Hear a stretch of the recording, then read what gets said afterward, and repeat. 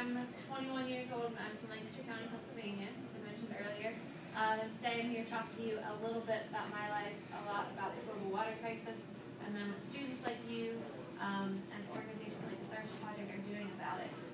Before I get started, I want you guys to know that we have very active Facebook and Twitter. We love social media, and if you do nothing else to get in this presentation, please like us, follow us, because even something as simple as that can help us grow in our outreach and reach hundreds, thousands, and more people than we would have. So that's a really important part.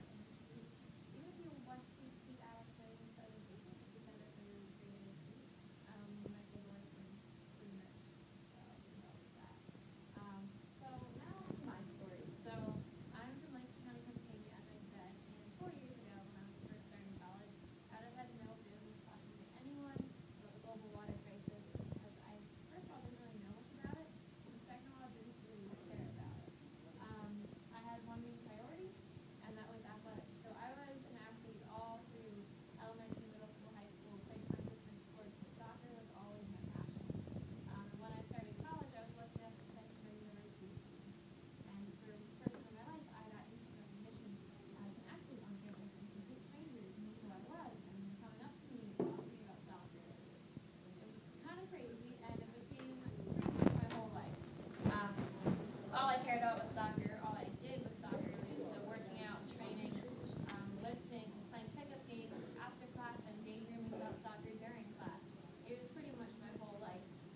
Then going into my sophomore year, we got a new coach who was supposed to be really awesome and one of the best in the business. And he was expected to take our team to the conference championship game for the first time in like 10, 20 years and take us to the national tournament for the first time in school history. So basically, I just got even more wrapped up in soccer, worked even harder, spent my entire summer leading into my second year of college, doing nothing but training. And it was really awesome for the first couple days. I placed top test. The coach was really happy with me. I actually got lots of compliments from him. He told me that we saw a bright future for both me and the team, and that was awesome. But then the third day of preseason, I got a phone call from the athletic trainers telling me that something was kind of amiss with my physical. They said that I showed signs of a heart condition called long QT syndrome, which if I kept up being an active athlete, I ran the risk of a heart failure during practice or during a game, which could lead to physical handicap, a coma, and even death. So I spent about 3 weeks getting tests done in the hospital, just all kinds of crazy tests. I couldn't even tell you how weird they were, but the whole time I had to deal with the thought that if any of them came back positive, then my career as an athlete was over. Not only that, I couldn't even really work out on a regular basis. So that was really challenging for me. Luckily, they all came back negative, and I was able to rejoin my team. But by the time I got back to practice, back to playing, my coach had replaced me, and he saw me as weak and fragile and not essential to the team anymore. So I had essentially lost the thing that was my identity, that was my whole life. I spent a couple months sitting on the bench watching my teammates have the season that I had been training for months, for years. And all the while wondering, without soccer, who am I really? What is my identifier? What is my passion? So I did a lot of deep thinking. I considered maybe transferring schools, starting fresh somewhere else, maybe changing my major or picking up a new sport. I had to do something that was different. I talked to one of my professors that I was really close to, and she told me that instead of doing anything crazy or rash, that I should think about study abroad. So I did, and I actually applied for a scholarship, and I traveled to India in the summer of 2011. I stayed in the state of Rajasthan, in the city of Udaipur, and surrounding Udaipur is a really big desert. It's the Rajasthani desert. My job while I was there, I did a 5-week internship with a nonprofit called Mahan Seva Sansan, which is Indian for, well, Hindi for servant greatness. And they work with water development projects in the desert. And my responsibility was to interview people in all over this desert about what life without water was like and what MSS was doing to bring water to those people. But while I was there, I didn't just hear their stories, I actually saw their stories. So I saw women that walked miles every single day just to get water for their families. And I saw children who were dying because of diseases they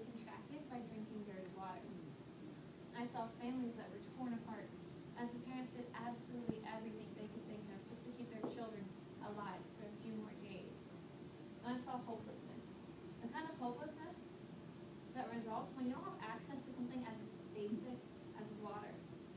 So while I was in India, I had a conversation with a man in one of these villages. And I asked him the exact same thing that I asked everyone else that I interviewed. I asked him what his hope was for the future.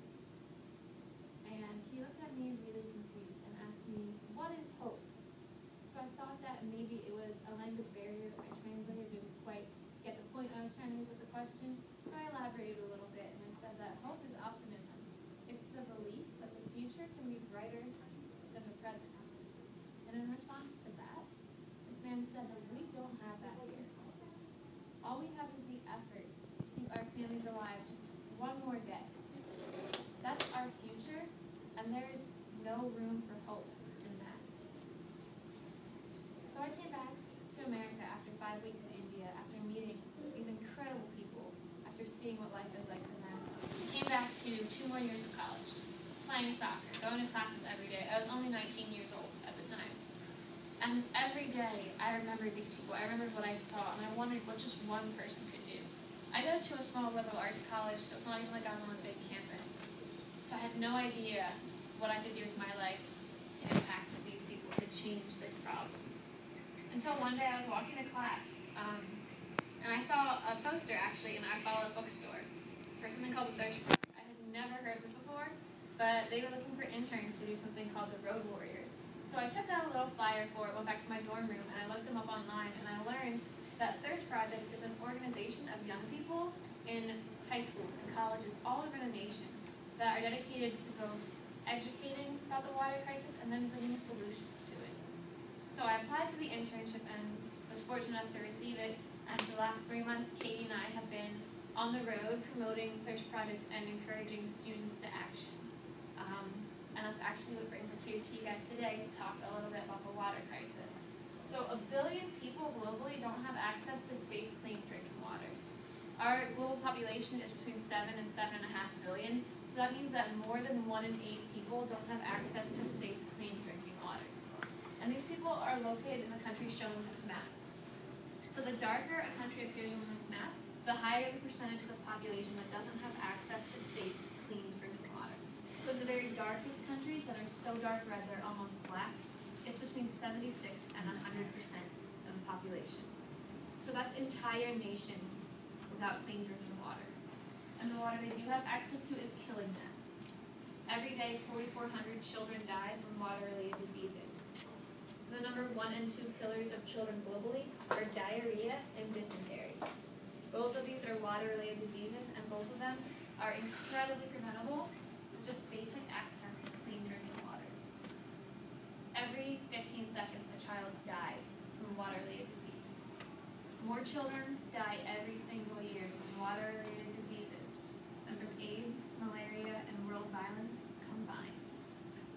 So that's the equivalent of a jumbo jet crashing every 15 minutes.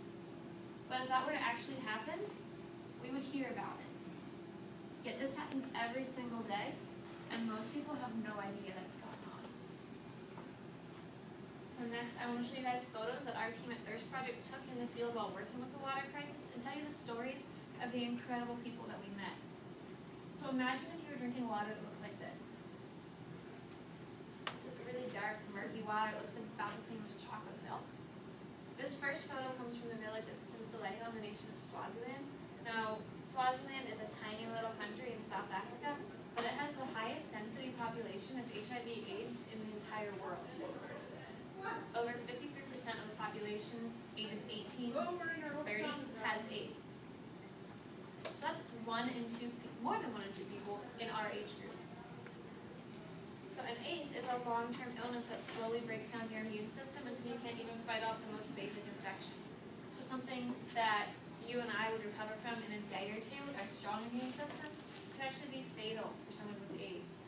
And AIDS is directly related to clean drinking water. Because no amount of medication or antiretrovirals can help you if you're still drinking dirty water. The parasites and bacteria in this water can actually kill you faster than the AIDS itself. So this photo was taken after this little girl and her sister, who's just outside of the frame, walked over 1.5 miles to their community's water source, which is something called an earth dam. Now, an earth dam is basically a recessed pit dug out in the ground, roughly the size surrounding it that collects water from rainfall and runoff. This is an open and protected source, and what that means is that anything and everything has access to it. So that includes animals, birds, insects, and bacteria. This water has a really high rate of a parasite called schistosomiasis. And when you consume this water, schistosomiasis causes painful and bloody urination, which isn't really an everyday reality for these people. This next photo is from Gulu, Uganda, which is also in Africa. It was taken after this boy walked about 3 miles to his community's water source, which is essentially a hole in the ground about 8 feet deep and 8 feet wide. This is also open and unprotected, and it has a high rate of a different parasite. And this parasite, when consumed, causes serious bloating. So children in his village have these huge pot bellies, scrawny arms and legs that have absolutely nothing to do with how much food they are or are not eating, and everything to do with the kind of water they're drinking. But it doesn't just cause bloating, so this parasite also causes chronic vomiting. So in this village, they will drink a glass of water and throw up. Drink another glass and throw up. As many as 6 to 8 times every single day. And while for all of us, vomiting is really unpleasant, really gross, in the developing world, when you can't properly rehydrate your body, afterwards you can actually die from dehydration. But it's not just drinking this water that's an issue. The very act of collecting water has serious consequences. So this task usually falls to women and children ages 8 to 13, and they walk an average of 3.5 miles each way to collect this water. They use yellow containers. You can see in these photos, we also have them on the table. They look like diesel gas cans, but in the developing world, this stands for water. These are called jerry cans, and when full, they hold about 5 gallons of water. And to give you guys an idea of how quickly we go through 5 gallons of water every single day, if you are to go to the bathroom and flush the toilet twice today, that's 5 gallons of water. And that is the entire supply, not just for that child, but for their whole family for the entire day. Now when full, jerry cans weigh about 44 pounds each. And these women and children will carry as many as they can manage. So that's between 44 and 88 pounds of water over 3.5 miles back home. So the entire task, they're collecting the water and bringing it back, takes between 6 to 8 hours every single day. That means that women can't get jobs. They can't contribute financially to their families, to their communities, and the children aren't able to go to school. More than that, though, it has a serious physical toll on your body. So they'll often carry this water on their heads for balance and also because it's easier to manage over long distances. But this causes spinal and pelvic contractions and deformities. Carrying this much water over such a far distance causes chronic fatigue, and for pregnant women, they often experience spontaneous miscarriages. Now, this little boy's name is Damon, and Damon is from Dir Dawa, Ethiopia, which is also a nation in Africa. And we watched as Damon walked to this stream right behind him, collected this water, and brought it back to his mom. She then poured him a glass of water, and he drank the water and proceeded to throw up. He drank another glass and threw up. Damon had the parasite we mentioned earlier, and if our team had not been there, had not been able to give Damon and his entire community clean water through a well system, Damon would have died from that parasite. So we talked about the dangers of drinking this water and also the dangers of collecting it. The very act of washing the contaminated water has serious effects on the people. So as you can see in this photo, this little boy is collecting water from kind of an open, swampy area. We can all see how dirty this water is, but what we can't see is that on his elbows and ankles, he has a condition called ringworm, which is better seen in this photo of a woman from Colombia in South America. Now, ringworm is a fungal infection that results from washing with contaminated water. You can see she's got little patches of irritation on her skin, but this is not the only effect of washing with dirty water. So everyone, everywhere in the world, has a small, non-sexually transmitted strain of chlamydia that lives on your eyelids. When you wash with just a few tablespoons of clean water every single day, you can treat that chlamydia and you will never see the effects of it. But in the developing world, where they don't have clean water for washing, it will eventually get into their eyes and cause blindness. So Katie and I get asked a lot when we go to schools, if this water is so dirty, so visibly contaminated, why don't they filter or boil it or do something to make it safe, to make it cleaner? And the reality is that these people do the best they can with what they have available to them. So in this photo, you can see there's a small black speck in the bucket. That speck is a leech. And leeches and other larger forms of contamination like larvae and dirt and all of that are in these contaminated water sources. And the people know that they're dangerous, that they're not good for them, so they do their best to remove them. They'll often use something called a cloth filtration system, where they will pour this water 6, 8, maybe even 10 times through a piece of cloth and collect all visible signs of contamination until it looks clear, it looks clean. But as we all know, it's the things you can't see that are the most dangerous for you, the microscopic things, like bacteria, like parasites. And those can only be removed by boiling or more advanced filtration systems. But in countries like Ethiopia, they have suffered severe deforestation. So you can actually stand out and look on the horizon for a couple 100 miles and not see a single tree. And coal is very rare, very expensive in these areas, so without the resources needed to build a fire, they can't boil their water. They can't properly filter it, so they're left with water that looks like this. Water that you and I wouldn't even step in, let alone lean down to drink. Now this photo is also from Swaziland, and it's on a very, very wealthy farmer's property. Now this farmer had enough resources to build a borehole well with a submersible pump that pumped fresh, clean water to troughs all over his property for his cattle. What you don't see in this photo is that just outside of his property is a very small village where this woman comes from. And in this village, they walked over 10 kilometers each way, which is about 6.2 miles, to a small stream that, depending on rainfall, might or might not be there, to collect contaminated water and bring it back to their families. Now these people have, a lot of them taken to the habit of sneaking onto this farmer's property and sharing water from the troughs with his cattle. Now, I grew up across the street from a cattle farm, so I've been around cows. I know how they treat the water that they drink, and they don't just drink this water. They'll drop their feet in the water, they'll backwash in the water, the dirt and the bugs that live on their hides get into this water, and they will even urinate and defecate in the same water they drink. And this is the water that these people are leaving down to share. But worse than all of that is that this farmer had the ability, had the resources to get clean water for his cattle, but did absolutely nothing to help his neighbors. Now, the complete opposite of that is this woman. This is Juliet, and she's one of the most remarkable, incredible people that we have met with our work in the water crisis. So Juliet is from Swaziland, and she actually lost her husband and 2 of her sons to AIDS. She herself has AIDS, and she takes care of 8 children, most of them orphans, who also have AIDS.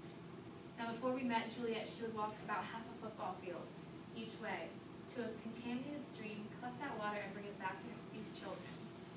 Now as we mentioned at the beginning of the presentation, when you have AIDS and you drink dirty water, it can actually kill you faster than the AIDS itself. So while Juliet was trying to take care of these children, she was essentially poisoning them. But they had no other option.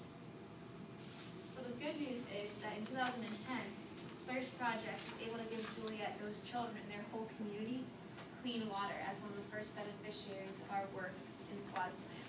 So today, Juliet and those children, their entire community, have clean water. And not only that, they're effectively treating their AIDS, and they all have a much longer, much healthier life ahead of them because of it. Now, this is the really last sad photo I'm going to tell you guys, the last sad story I'm going to share. As I know a lot of you are eating, and I apologize in advance because it's kind of gruesome story. It's very graphic, so that being said, it's a really important one to hear to understand the water crisis, so I apologize. This photo was taken just a few seconds after this boy had something called a guinea worm removed from his arm. Now, a guinea worm is a tiny microscopic worm that lives in contaminated water sources. And when it's consumed, it'll find its way to an arm or a leg, attach to that limb, and start to grow. Over the next 3 weeks, it will grow to be about 3 feet long. Guinea worms are incredibly painful. But not only that, they cause you to lose function of that arm or leg until they are removed. And there are only 2 ways to do so. The first is the natural route, so you can wait. And over time, this worm will blister up on your skin and slowly push its way out segment by segment. This takes about a year for the entire 3-foot worm to work its way out. So imagine if you're a child in one of these villages and your task is to collect water for your family. About 5 gallons may be the only water they have for the whole day. But you get a guinea worm and you can't use your arm or your leg, so you can't walk to collect water every day. which is why a lot of people opt for the second route, which is to physically locate on your skin where this worm is. You take a knife, or whatever object you have available to you, cut into your skin, grab hold of the worm, and pull it out. Now, this is as horrifying, as painful, as terrible as it sounds. In these villages, they don't have doctors, they don't have hospitals, they don't have sterile equipment, and they don't even have antibiotics to treat the infections that result from this procedure. But they have no other choice. So imagine for me, maybe a younger brother, a younger sister, maybe a niece or a nephew has a guinea worm. And you watch as someone holds them down screaming in pain as a guinea worm is cut out of their arm or leg. All because they drink contaminated water, which is all that they have. But there is good news. So one well in one community, one person at a time, turns water that looks like this into water that looks like this. And this kind of water changes absolutely everything about life for these people. Disease rates drop over 88% overnight. Child mortality rates drop over 90% consistently overnight. Women and children who used to spend 6 to 8 hours every single day just walking to collect water don't have to do so anymore. Women get jobs and they contribute financially to their families and their communities, and the children start going to school. Water changes absolutely everything. And that's what Thirst Project is all about. That's what we're committed to. But we're not doing anything crazy or new or revolutionary. So what we do is we hire local independent contractors who take these big rigs and they drill down 200 and 300 feet into the earth where we find local, naturally occurring freshwater tables. We then test this water to make sure that it is safe, that it's sustainable, and then we provide it to the village through a well system. And like we said, the change is amazing. There is rejoicing, there's singing and dancing and celebrating.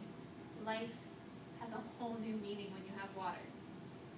And this kind of global change starts at a very small, very local level. So the Thirst Project started when just 7 college students heard about the water crisis and decided they were going to do something about it. So these students were going to college in LA, and they pulled together all the money they had between them. And they got a grand total of $70, which is not very much. But they took that money and they went to a local grocery store and they bought as much bottled water as they could. They got a couple jerry cans and they went out to Hollywood Boulevard. And they started talking to complete strangers. They handed out water to people as they passed by and they asked them if they knew about the water crisis. And then they told them about it. They told them that 1 billion people on our planet don't have clean water. And the water they do have is killing 4,400 kids every day. So in this simple act of awareness, people gave back for the water they took. They challenged these people to carry the full jerry cans to the end of the block and back just to experience what life is like for these people every day. And in one day, that $70 turned into $1,700. Not only that, but they were approached by a couple people from local schools who they met that day and wanted them to bring their message to the students. They're like, can you bring your organization and come and speak? But the funny thing was, we didn't have an organization at that time. It was just 7 college kids doing something. But they decided they were going to make an organization and see how many lives they could change. And that was the origins of Thirst Project and our school tour, which is what brings Katie and I to talk to you guys today. So Thirst Project started 5 years ago. And the last 5 years, we've gone to over 300 campuses all over the nation, spoken to over 300,000 students, and those students alone have raised over $2.6 million for the water crisis.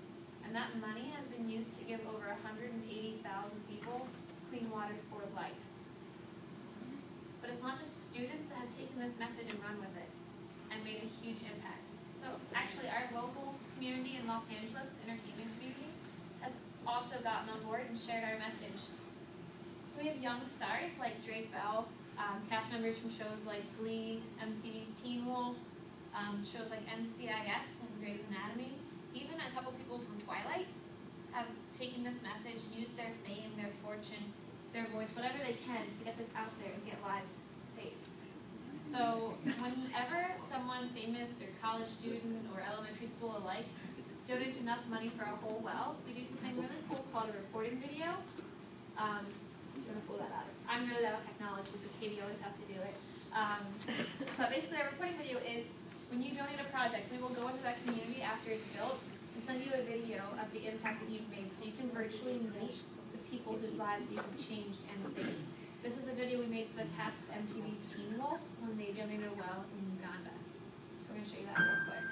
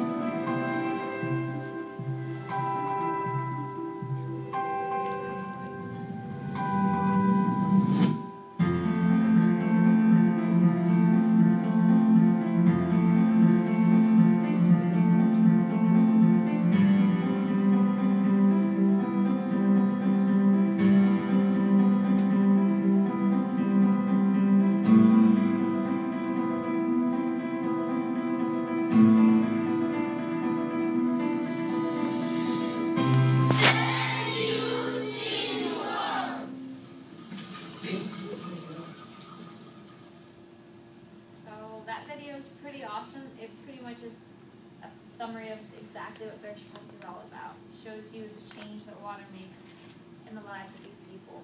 And like I said, we don't just make those famous people. So Katie was one of the founding members of the Thirst Project Club at Purdue University. So 3 years ago when Thirst first spoke at Purdue, out of the 40,000 students on campus, only 7 showed up. So there's actually more students here today than showed up at Purdue. And out of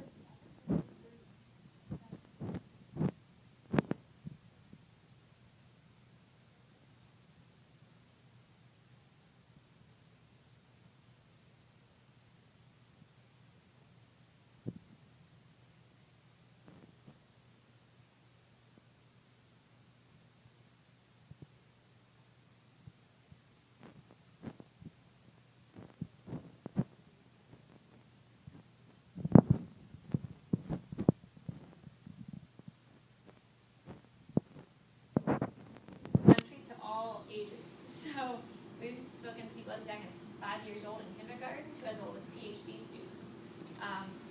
And it's incredible to see. To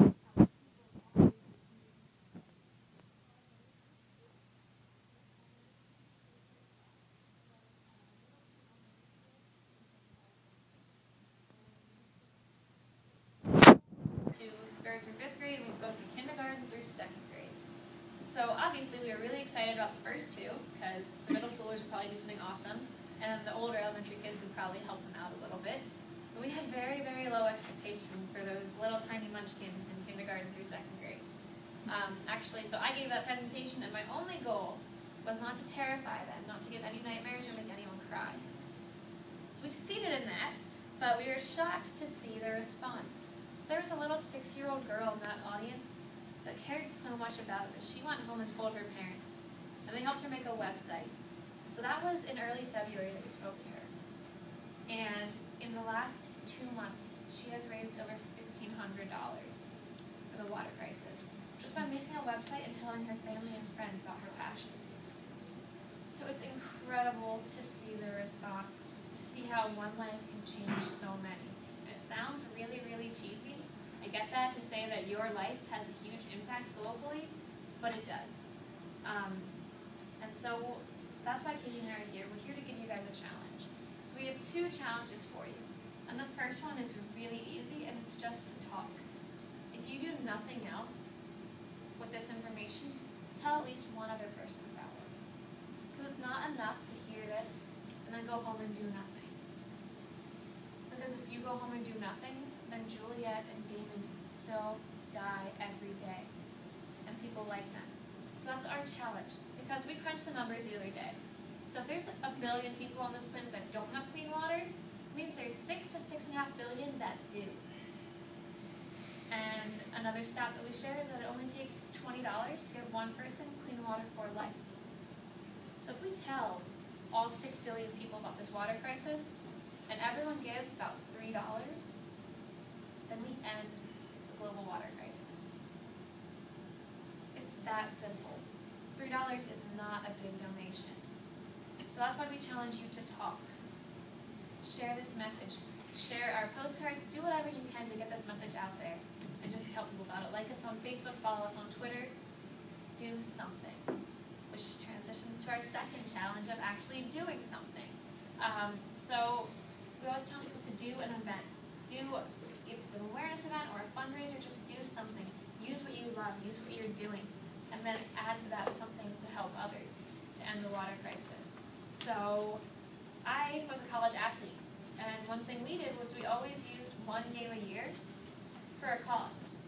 So that day we would still play soccer, we'd still work really hard on the field and be really competitive. But leading up to the game for a week or two, we would sell t-shirts. We would hand out information packets about the cause we donated to that year. We would take donations, sell raffle tickets. And at the game we would collect donations and have a bake sale. And with just one soccer game that we would have played no matter what, we raised about $3,000. Because when people see young people that love something and have a passion and want to do something about it, they get involved and they support you. So actually, what I'm really excited is that you guys already have an awesome start on campus. You might have noticed on these tables there are lots of water bottles with labels. Katie and I didn't do that. That was your bookstore. That was your leadership on campus. They spent hours making these bottles and these labels and working with us to bring awareness about the water crisis. So they're actually collecting $5 donations in the bookstore, and if you donate $5, you'll get a free wristband from Thirst Project. And if you guys sell like a couple hundred of those bracelets, you'll raise enough money for the water crisis to build a well, to do a project. And that's amazing. So $5. So my challenge is to get connected here. I mean, if you want to start something else too, and like use one of your clubs or do something awesome, like there is a group of students in Orange County, California that every year they host a Halo tournament at their high school, and they donate the proceeds to Thirst Project. So all they do is get a couple students to bring in their game systems and set them up in classrooms on projectors like this, or in the gyms and stuff, and they'll pay a fee to participate. And at some point you can play the school principal, I think. They collect donations and have sponsorships from town, but in this one event, just through a video game that a lot of people like for some reason, because they get to kill a lot of people in it, they raise about $20,000 every year. There are a lot of places that host 5Ks and runs because people like to pay money to run, which is also really interesting, but they do it. And you can host one almost anywhere and get an awesome turnout. And you can give almost all of the proceeds from that to the Thirst Project. There are awesome ways to raise money and raise awareness, so just get creative. We love to see what people come up with, and because you guys know your area better than we do, so you know what's special about this part of Wisconsin and what people here like. So do something. Use your local culture, use your interests, whatever you're doing, and then do it for the water crisis. Because like we said, it's not enough just to hear this message and then do nothing. Katie and I have the honor of being here and telling these stories of these incredible people, and you guys are fortunate and lucky to hear them. So now do something with that. Share their stories so that people like them don't have to suffer every day. So that's our challenge today, is to do something. It takes $20 to give one person clean water.